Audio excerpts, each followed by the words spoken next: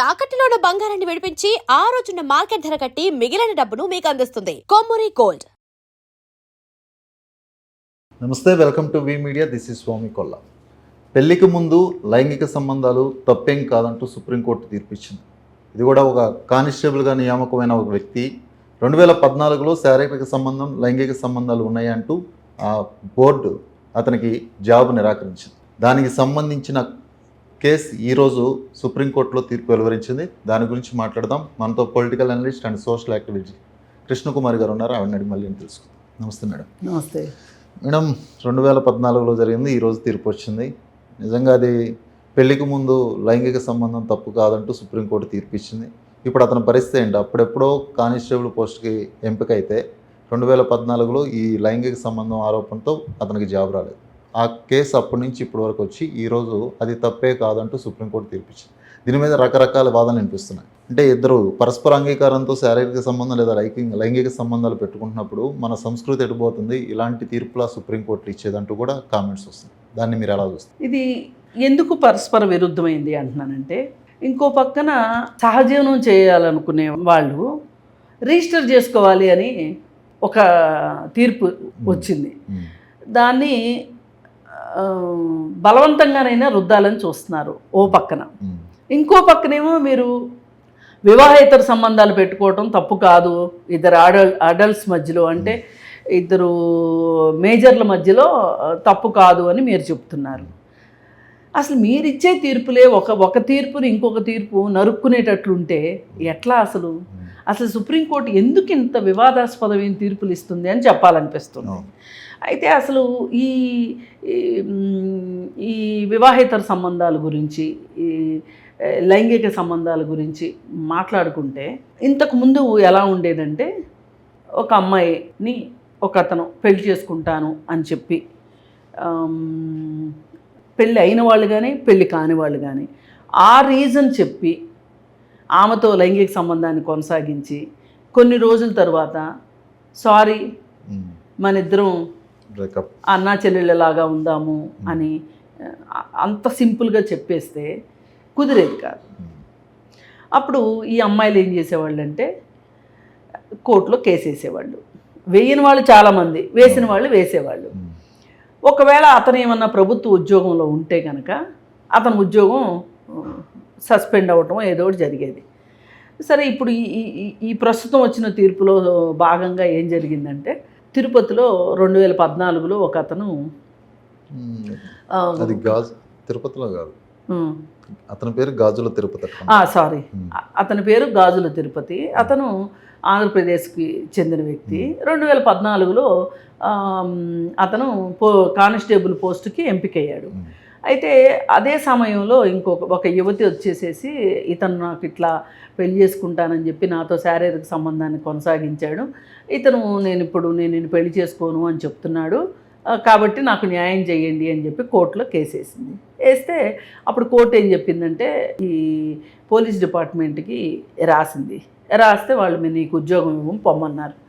పొమ్మంటే ఇంకా అతను ఏమి అడవులు పట్టుకు తిరిగాడో ఎన్ని రోజులు అయిపోయింది. అది అయిపోతే ఇప్పుడు ఈ మధ్యకాలంలో వస్తున్న తీర్పుల్ని అనుసరించి అతను మళ్ళీ కోర్టులో కేసు వేసుకుంటే ఇప్పుడు అతనికి రిలీఫ్ దొరికిందనమాట. అంటే అతనికి మీరు ఉద్యోగం ఇవ్వకపోవటానికి ఈ కారణంతో అయితే కుదరదు. ఆ రోజు మిగతా అన్ని విషయాలకి అతను ఎలిజిబుల్ అయినప్పుడు ఈ ఒక్క విషయంతోనే మీరు అతను పక్కన పెట్టారు, కానీ ఇది పనిచేయదు, మీరు అతనికి ఉద్యోగం ఇచ్చుకుంటారో మానుకుంటారో మీ ఇష్టం అని చెప్పి కోర్టు చెప్పింది, అతనికి బోర్డును ఆదేశించిందనమాట. అయితే ఇప్పుడు మనం చూడాల్సింది ఏంటి అంటే, అసలు ఎందుకు ఆ రోజు ఆ విధమైన పరిస్థితి ఉంది, ఈరోజు ఎందుకు లేదు అనేది మనం ఆలోచించుకోవాలి. ఇవాళ మీరే ఓ పక్కన ఇంతకుముందు ఇద్దరు కలిసి ఒక భార్యాభర్తల్లాగా సహజీవనం చేస్తున్నాము అంటే గనక మీరు ఏమైనా సరే రిజిస్ట్రేషన్ చేసుకోవాల్సిందే, పెళ్లి రిజిస్ట్రేషన్ చేసుకోవాల్సిందే, లేకపోతే చట్టపరంగా మిమ్మల్ని మేము భార్యాభర్తలుగా గుర్తించము అని చెప్పి ఆ రోజు మాట్లాడలా. పైగా సహజీవనంలో ఉన్న వాళ్ళకి కూడా డొమెస్టిక్ వైలెన్స్ కేసు పెట్టొచ్చు అనే అవకాశం కూడా ఉండింది. అంటే ఒక రకంగా సహజీవనం ఎవరు చేస్తున్నారనేది కూడా ఇంపార్టెంట్ ఇక్కడ. సహజీవనము ఇద్దరు మేజర్లు అయి ఉండాలి వాళ్ళిద్దరూ. ఇంకొక వివాహ బంధంలో ఉండకూడదు వాళ్ళు. ఇంకొక సహజీవన బంధంలో కానీ ఇంకొక వివాహ బంధంలో కానీ ఉండని వాళ్ళు మాత్రమే సహజీవనం చేయడానికి అర్హులు. మరి వాళ్ళు అట్లా సహజీవనం చేసేటప్పుడు వాళ్ళిద్దరూ వాళ్ళకి ఇష్టం లేదు.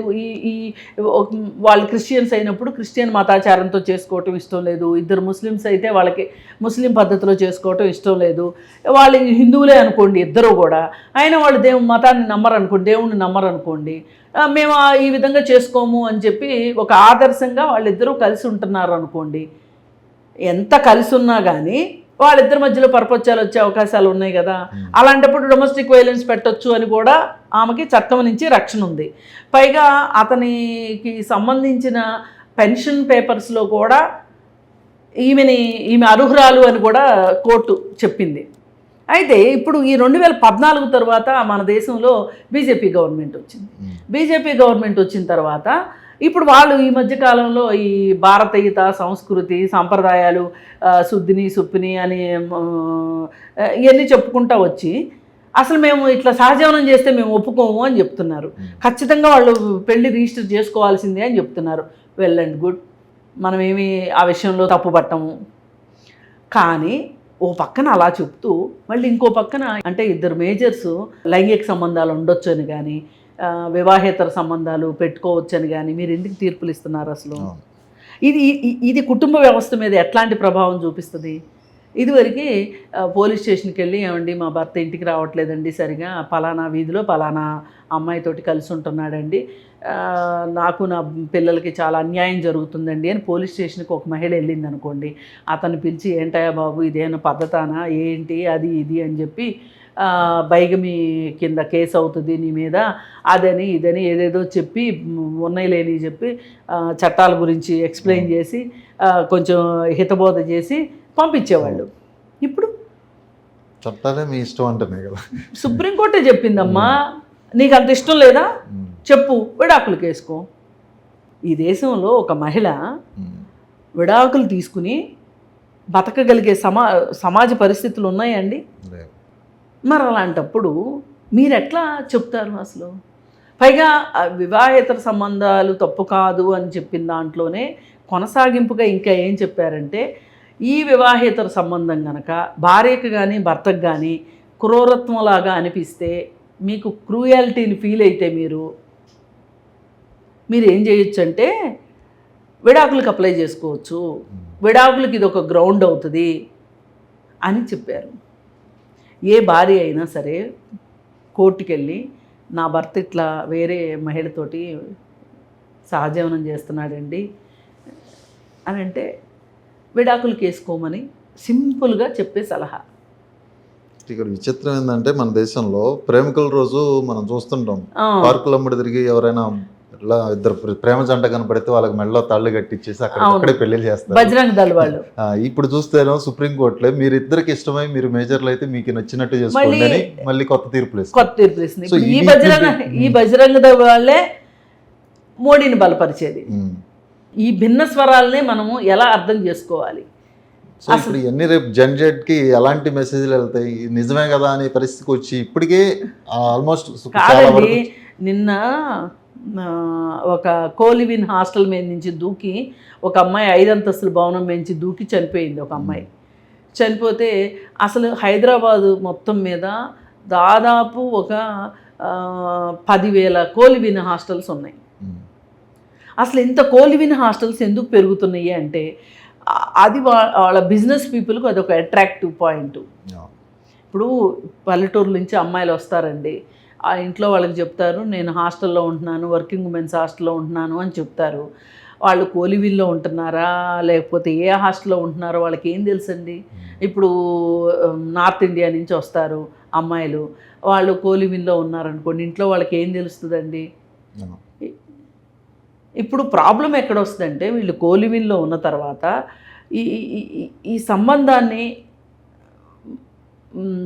ఇందాక మీరు ఏదో చెప్పారు, బ్రేకప్ చెప్పారు కదా, బ్రేకప్ చెప్పుకొని అదే విధంగా విడిపోయి వేరే జీవితాలు జీవిస్తున్నారనుకోండి, అది ఒక విధానం. అది కరెక్టా కాదా అని నేను చెప్పట్లా. కానీ ఈ బ్రేకప్ని ఆ అమ్మాయి కానీ ఆ అబ్బాయి కానీ సరిగా అర్థం చేసుకోక ఆత్మహత్యలు చేసుకున్నారు అనుకోండి. నేను అబ్బాయిలు అందరూ చెడ్డవాళ్ళు లేదా అమ్మాయిలు అందరూ చెడ్డవాళ్ళు లేదా అమ్మాయిలే మంచివాళ్ళు అని నేను చెప్పాలనుకోవట్లా. ఇప్పుడు ఒక రిలేషన్షిప్కి ఇబ్బంది వచ్చినప్పుడు ఆ మెచ్యూరిటీ లెవెల్స్ లేవు. తర్వాత బ్రేకప్ చెప్పుకొని కూడా హ్యాపీగా ఉండొచ్చు, కానీ అలా కూడా లేరు. మళ్ళీ ఒకళ్ళ లైఫ్లో ఒకళ్ళు దూరుతారు. ఇప్పుడు బ్రేకప్ చెప్పిన తర్వాత అమ్మాయి మాత్రమే బాధపడుతుంది, అబ్బాయి బాధపడ్డు అని నేను చెప్పాలనుకోవట్లా. ఇద్దరు బాధపడవచ్చు.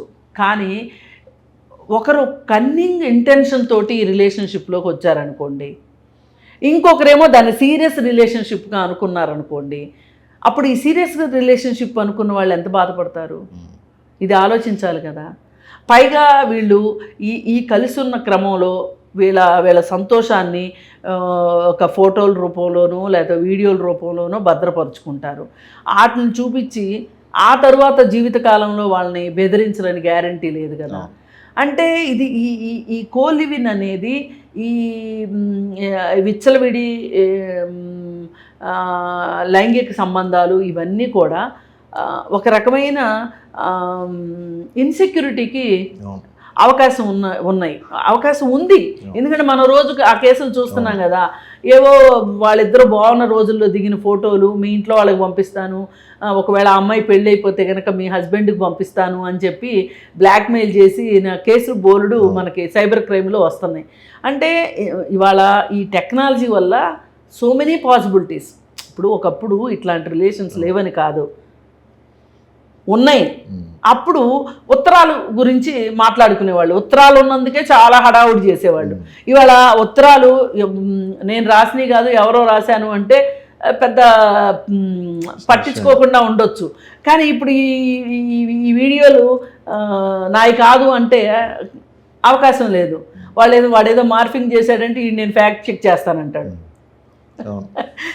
అందుకని ఏంటంటే కన్నుపోయినంత కాటుకు ఎందుకు పెట్టుకోవాలి? అంత అవసరం ఏమొచ్చింది? ఇవాళ సుప్రీంకోర్టు కూడా ఆలోచించాల్సిన అవసరం ఉంది. మరి ఇప్పుడు ఇక్కడ ఇంకేముంది, అసలు మహిళా సంఘాల వాళ్ళే నోరులు వేసుకుని పడిపోతూ ఉంటారు. ఈ ఫెమినిస్టులే ఇట్లాంటి వాటన్నిటికీ స్వేచ్ఛగా ద్వారాలు తెరుస్తారు అని మాలాంటి వాళ్ళ మీద కూడా ఏడుస్తూ ఉంటారు. మరి ఇప్పుడు చాలామంది ఉన్నారు, మనకి ఫేస్బుక్ తెరిస్తే మహిళా మనులు వచ్చి పొద్దున్న నుంచి సాయంత్రం దాకా ధర్మ సూక్తులన్నీ చెప్తూ ఉంటారు. మరి వాళ్ళు ఏమి సమాధానం చెప్తారో దీనికి చూడాలి. అసలు ఎందుకు ఇట్లా? ఇప్పుడు కేసు టు కేసు కొన్ని దాని కంటెక్స్ట్ని బట్టి కొంచెం మార్పులు ఉండొచ్చండి, నేను అది తప్పు పట్టను. కానీ ఇలా పూర్తి విరుద్ధమైనవి ఉండటం ఎంతవరకు కరెక్టు అనేది ఆలోచించాల్సిన అవసరం ఉంది. అది కూడా సుప్రీంకోర్టు చెప్పేటప్పుడు ఆ పర్టికులర్ ఆ కేసుకే వర్తిస్తుంది అన్నట్టు చెప్పాలి. ఇప్పుడు ఎలా అవుతుందంటే యూనివర్సల్గా అందరూ ఏదైనా చేయొచ్చు అనే పరిస్థితి లేదు. ఆ కేసుకే వర్తిస్తుందని చెప్పడానికి లేదు. ఎందుకంటే వీళ్ళు ఈ తీర్పు ఇచ్చారు కాబట్టి ఆ తీర్పు సైటేషన్ పెట్టుకుని అతను కేసేశాడు. అవును. అందుకని అసలు వీళ్ళు ఈ తీర్పే తప్పు. దీనివల్ల కుటుంబాలు కూలిపోతున్నాయి. అసలు ఇంక పెళ్ళి ఎందుకండి ఈ లెక్కన? అదే కదా ఇప్పుడు ప్రశ్న. యాక్చువల్గా పోక్సో లాంటి కఠిన చట్టాలు ఉంటేనే ఇప్పటికీ ఆ కేసులు రిపీట్ అవుతుంది. ఇలానే మీరు సుప్రీంకోర్టే డైరెక్ట్గా కొత్త చట్టాలు కొత్త తీర్పులు ఇస్తే రేపు విచ్చలవిడిగా ఇప్పుడు ఎవరైనా బయట అదే పని. అసలు పెళ్ళి ఎవరు ఎందుకు చేసుకుంటారండి? ఎవరైనా ఒక భద్రత కోసమే చేసుకుంటారు కదా. అతని జీవితంలో హక్కు ఉంటుందని, అతని ఆస్తిలో హక్కు ఉంటుందని, అతనికి ఈమె పట్ల బాధ్యత ఉంటుందని, ఈమెకి అతని పట్ల బాధ్యత ఉంటుంది అనే ఒక ఉద్దేశంతో ధర్మేచ అద్దేచ ఒకరికొకరు తోడు అంటారు. ఇప్పుడు కోలివింగ్ లో ఎక్కడ ఉన్నాయి, ఉన్నంతకాలం ఉంటారు, ఎవరి దారి పోతారు. ఇప్పుడు పెళ్ళిళ్ళు కూడా కోలివింగ్ లాగా అయిపోయినాయి కదా. ఇప్పుడు మీరు చెప్పే దీని తీర్పు ప్రకారం ఇప్పుడు ఈ పెళ్లి ద్వారా ఇద్దరు పిల్లలు కన్న తర్వాత భర్త వేరే రిలేషన్ పెట్టుకుంటే, అమ్మ నీకు ఇష్టం లేకపోతే నువ్వు విడాకులు ఇచ్చేసేసే అని కోర్టు అంటే గనక, నువ్వు విడాకులకు అప్లై చేసుకో అని కోర్టు అంటే గనక, ఈ పిల్లల పరిస్థితి ఏంటి? ఈ భావి భారత పౌరుల సంగతి ఏంటి? ఇప్పుడు ఇప్పటికే ఏదో ఒక కారణం చేత అవాంఛిత గర్భాలు వచ్చి పిల్లలు కన్న తర్వాత ఆ పిల్లల్ని స్టేట్ హోముల్లో పడేస్తున్న పిల్లలు బోల్డ్ మంది ఉన్నారు. ఇప్పుడు నిన్నగాక మన సంగారెడ్డిలో రోడ్డు పక్కన చిన్న బాబు దొరికాడు. ఆ బాబుని తీసుకెళ్లి జిల్లా కేంద్రంలో ఉన్న స్టేట్ హోమ్లో పెట్టారు. ఆ బాబుని ప్రభుత్వం చూసుకోవాల్సిందే, నేను చూసుకుంటానికి కూడా ప్రభుత్వం ఓకే, ప్రభుత్వం దగ్గర నుంచి ఏమీ దానికి సంబంధించి వ్యతిరేకత ఏమీ లేదు, దానికి సంబంధించిన ఫండ్స్ ఉన్నాయి, చేస్తుంది. కానీ ఎందుకు ఒక తల్లి తండ్రి దగ్గర పెరగాల్సిన బిడ్డ అనాథాశ్రమంలో ఎందుకు పెరగాలి? స్టేట్ హోమ్లో ప్రభుత్వ సంరక్షణాలయమే కావచ్చు, అక్కడ పెరగాల్సిన అవసరం ఏంటి? ఆ పిల్లోడికి నా తల్లి ఎవరు, నా తండ్రి ఎవరు అని తెలుసుకోవాలి అని ఉండదా? రేపు పొద్దున పెరిగిన తర్వాత ఆ పిల్లోడు, ఇప్పుడు ఒకప్పుడు విదేశాలకి పిల్లల్ని దత్తత ఇచ్చేవాళ్ళు, ఈ హోమ్స్ వీటి నుంచి చాలా అంటే చట్టాలు అప్పుడు బాగా పకడ్బందీగా లేక ఇచ్చేవాళ్ళు. ఇప్పుడు అప్పుడప్పుడు వేరే దేశాల నుంచి ఇండియాకి పిల్లలు వచ్చి వాళ్ళ మూలాలు ఎత్తుక్కుంటానికి వస్తున్నారు. అవి చూస్తుంటే మనకి ఎంత బాధ అనిపిస్తుంది. అసలు ఇప్పుడు వాడికి ఎంత యాంబిక్విటీ అండి, వాడి లైఫ్లో వాడు ఎంత గందరగోళం. ఇప్పుడు అక్కడ పెంచిన తల్లిదండ్రులు, ఇక్కడ కన్న తల్లిదండ్రులు దొరకకపోతే వాడికి నిరాశ, వాడికి అదే పనిగా వాడు వెతకటము, వాడు మానసికంగా ఎంత గందరగోళం పడతాడు. ఇప్పుడు మీరు చెప్పే విషయాల వల్ల ఇవన్నీ జరుగుతాయి. స్టేట్ హోముల్లో పిల్లల్ని కారా చట్టం ప్రకారం మీరు దత్తతలు ఇచ్చేస్తున్నారు, బాగుంది, ఒక తల్లిదండ్రి దొరుకుతున్నారు వాళ్ళకి, అది వాళ్ళకి తెలియనంత వరకు బాగుంటుంది. వీళ్ళు నా కన్న తల్లిదండ్రులు కాదు, వీళ్ళు నన్ను పెంచుకున్న తల్లిదండ్రులు అనుకున్నప్పుడు ఆ బిడ్డ మనసులో అసలు నన్ను కన్నది ఎవరు, అసలు నన్ను కని ఎందుకు వదిలేశారు, ఇట్లాంటివన్నీ వస్తాయి. ఇప్పుడు వీళ్ళు ఇస్తున్న తీర్పుల వల్ల కూడా రేపొద్దున వేరే స్త్రీ దగ్గరికి భర్త వెళ్ళిపోతే ఆ స్త్రీ గనక, ఆ భార్య గనక కేసు వేస్తే ఈ పరిస్థితులన్నింటిలో చూసి పిల్లలు తండ్రిని అసహించుకోవటము, కోపం తెచ్చుకోవటము. ఇప్పుడు మనం చూసాము విజయవాడలో ఒక కేసు, అతను వేరే పెళ్లి చేసేసుకున్నాడని చెప్పి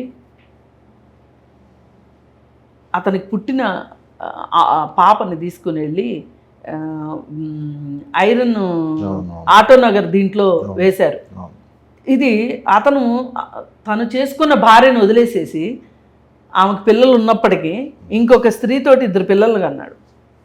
ఇప్పుడు ఇట్లాంటి పైకి కనిపించేవి కొన్ని, వీళ్ళే యాంటీ సోషల్ పర్సనాలిటీస్గా పెరుగుతారు ఈ మొదటి భార్య తాలూకు పిల్లలు. సుప్రీంకోర్టు ఇచ్చే ఒక తీర్పు దాని పర్యవసానాలు ఎంత దూరం ఉంటాయో చూడాలి. అంటే నెక్స్ట్ మళ్ళీ ఆ పిల్లలే వెళ్ళి మళ్ళీ సుప్రీంకోర్టును ఆశ్రయించాల్సిన పరిస్థితి వస్తుంది. సో ఇప్పటికే ఆల్రెడీ వివాహేతర సంబంధాలు, లైంగిక సంబంధాలు, మైనర్ల మీద జరిగే జరుగుతూనే ఉన్నాయి. సుప్రీంకోర్టులో కూడా ఇలాంటి తీర్పులు ఇస్తే నెక్స్ట్ రాబోయే రోజుల్లో ఎలా ఉంటుందో ఎవరో చెప్పలేం. Okay, thank you madam. Thank you.